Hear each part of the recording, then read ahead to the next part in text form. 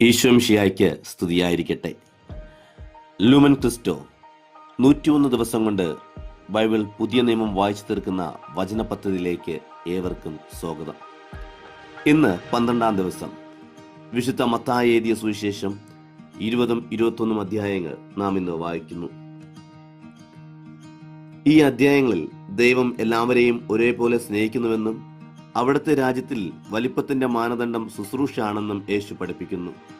എളിമയുടെ രാജാവായി ജെറുസലേമിൽ പ്രവേശിച്ച യേശു ദേവാലയത്തെ വിശുദ്ധീകരിക്കുകയും വിശ്വാസം ഫലദായകമായിരിക്കണമെന്ന് ഓർമ്മിപ്പിക്കുകയും ചെയ്യുന്നു. വിശുദ്ധ മത്തായി എഴുതിയ സുവിശേഷം 20-ാം അധ്യായം. മുന്തിരിത്തോട്ടത്തിലെ ജോലിക്കാർ. അതിനാൽ സ്വർഗരാജ്യം തന്റെ മുന്തിരിത്തോട്ടത്തിലേക്ക് കൂലിക്ക് ജോലിക്കാരെ വിളിക്കാൻ അതിരാവിലെ പുറപ്പെട്ട വീട്ടുടമസ്ഥന് സദൃശം. ദിവസം 1 ദിനാറ വീതം വേതനം നൽകാമെന്ന കരാറിൽ അവൻ അവരെ തന്റെ മുന്തിരിത്തോട്ടത്തിലേക്ക് അയച്ചു.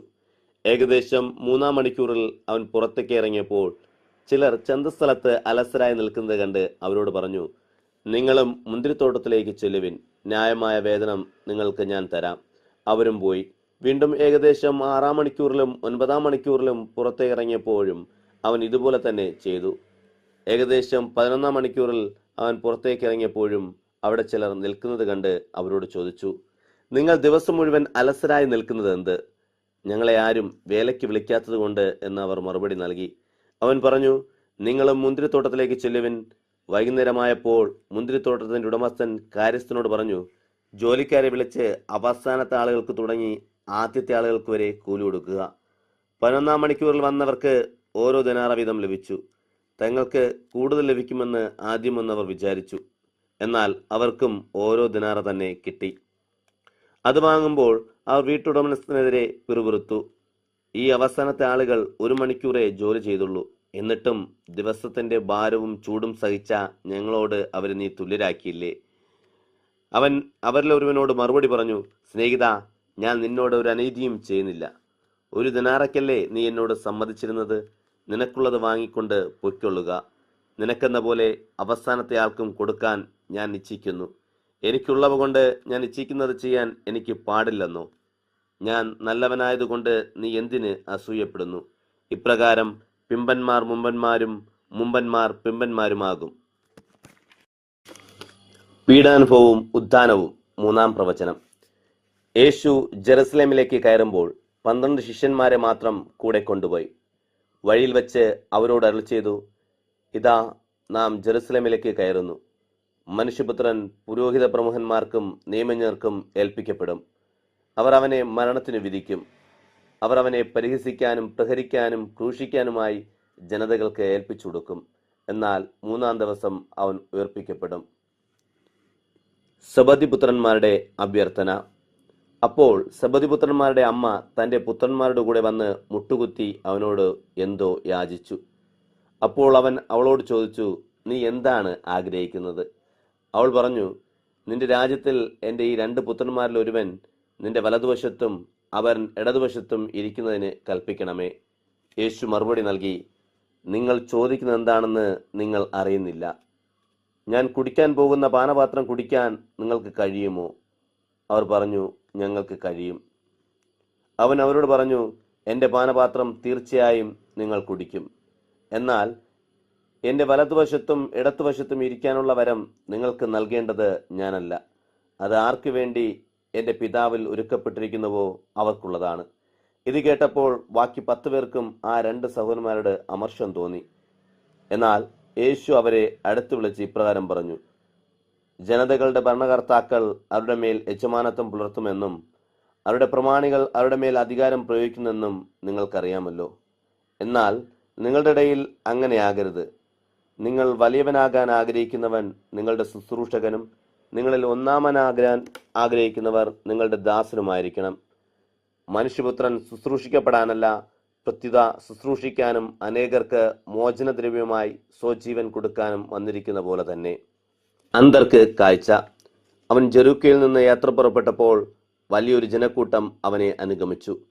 യേശു ആ വഴി കടന്നു പോകുന്നെന്ന് കേട്ടപ്പോൾ വഴിയരികിലിരുന്ന 2 അന്ധന്മാർ ഉച്ചത്തിൽ നിലവിളിച്ചു, കർത്താവേ, ദാവീദിന്റെ പുത്ര, ഞങ്ങളിൽ കനിയണമേ.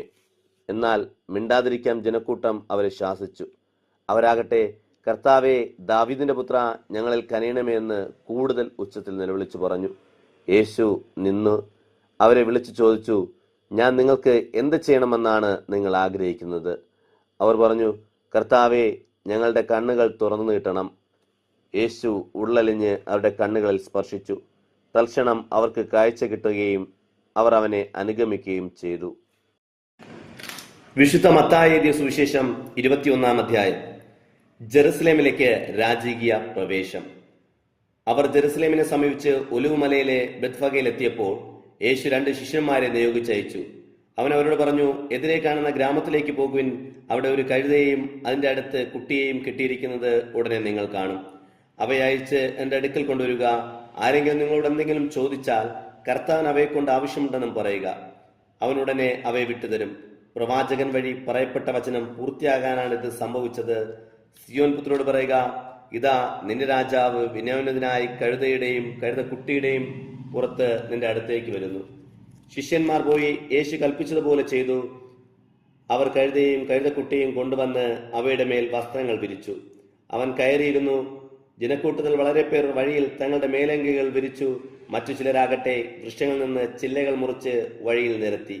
യേശുവിന് മുമ്പിലും പിമ്പിലും നടന്നിരുന്ന ജനക്കൂട്ടം ആർത്തു വിളിച്ചു, ദാവീദിന്റെ പുത്രൻ ഹോസാന! കർത്താവിന്റെ നാമത്തിൽ വരുന്നവൻ അനുഗ്രഹീതൻ, ഉന്നതങ്ങളിൽ ഹോസാന! അവൻ ജെറുസലേമിൽ പ്രവേശിച്ചപ്പോൾ നഗരം മുഴുവൻ ഇളകി വശരായി. ആരാണ് ഇവൻ എന്ന് ചോദിച്ചു. ജനക്കൂട്ടം പറഞ്ഞുകൊണ്ടിരുന്നു, ഇവൻ ഗലീലയിലെ നസറത്തിൽ നിന്നുള്ള പ്രവാചകനായ യേശുവാണ്. ദേവാലയ ശുദ്ധീകരണം. യേശു ദേവാലയത്തിൽ പ്രവേശിച്ച് അവിടെ വിൽക്കുകയും വാങ്ങുകയും ചെയ്യുന്നവരെല്ലാം പുറത്താക്കി. നാണയമാറ്റക്കാരുടെ മേശകളും പ്രാവ് വിൽപ്പനക്കാരുടെ ഇരിപ്പിടങ്ങളും അവൻ തട്ടിമറിച്ചിട്ടു. അവൻ അവരോട് പറഞ്ഞു, എന്റെ ഭവനം പ്രാർത്ഥനാലയം എന്ന് വിളിക്കപ്പെടും എന്ന് എഴുതപ്പെട്ടിരിക്കുന്നു. നിങ്ങളോ അത് കവർച്ചക്കാരുടെ ഗുഹയാക്കുന്നു. അന്ധന്മാരും മുടന്തന്മാരും ദേവാലയത്തിൽ അവന്റെ അടുത്തെത്തി. അവൻ അവരെ സുഖപ്പെടുത്തി. അവൻ ചെയ്ത വിസ്മയകരമായ പ്രവൃത്തികൾ കണ്ടും ദാവീദിന്റെ പുത്രന് ഹോസാന എന്ന് ഉദ്ഘോഷിച്ച് ദേവാലയത്തിൽ ആർപ്പ് വിളിക്കുന്ന കുട്ടികളെ കണ്ടും പുരോഹിത പ്രമുഖന്മാരും നിയമജ്ഞരും രോഷാകുലരായി. അവർ അവനോട് പറഞ്ഞു, ഇവരെന്താണ് പറയുന്നതെന്ന് നീ കേൾക്കുന്നില്ലേ? യേശു പ്രതികരിച്ചു, ഉവ്വ്. ശിശുക്കളുടെയും മുല കുടിക്കുന്നവരുടെയും മധുരങ്ങൾ നിന്റെ സ്തുതിക്കാൻ നീ സജ്ജമാക്കിയെന്ന് നിങ്ങൾ ഒരിക്കലും വായിച്ചിട്ടില്ലേ? അനന്തരം അവൻ അവരെ വിട്ട് നഗരത്തിന് വെളിയിൽ ബഥാനിയയിലേക്ക് പോയി അവിടെ രാത്രി ചെലവഴിച്ചു. അത്തിവൃക്ഷത്തെ ശപിക്കുന്നു. പ്രഭാതത്തിൽ നഗരത്തിലേക്ക് പോകുമ്പോൾ അവന് വിശന്നു. വഴിയരികിൽ ഒരു അത്തിവൃക്ഷം കണ്ട് അവൻ അതിന്റെ അടുത്തെത്തി. എന്നാൽ അതിൽ ഇലകളല്ലാതെ ഒന്നും കണ്ടില്ല.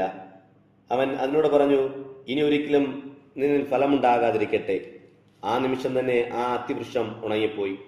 ഇത് കണ്ട് ശിഷ്യന്മാർ അത്ഭുതപ്പെട്ടു. ആ അത്തിവൃക്ഷം ഈ നിമിഷം തന്നെ ഉണങ്ങിപ്പോയതെങ്ങനെയെന്ന് ചോദിച്ചു. യേശു അവരോട് പറഞ്ഞു, സത്യമായി ഞാൻ നിങ്ങളോട് പറയുന്നു, നിങ്ങൾക്ക് വിശ്വാസമുണ്ടായിരിക്കുകയും സംശയിക്കാതിരിക്കുകയും ചെയ്താൽ അത്തിവൃക്ഷത്തോട് ചെയ്തത് മാത്രമല്ല നിങ്ങൾക്ക് ചെയ്യാൻ കഴിയുക, ഈ മലയോട് ഇവിടെ നിന്ന് ഉയർത്തപ്പെട്ട് കടലെറിയപ്പെടുക എന്ന് പറഞ്ഞാലും സംഭവിക്കും. ആകയാൽ വിശ്വസിച്ചുകൊണ്ട് പ്രാർത്ഥനയിൽ യാചിക്കുന്നവെല്ലാം നിങ്ങൾക്ക് ലഭിക്കും. യേശുവിന്റെ അധികാരം.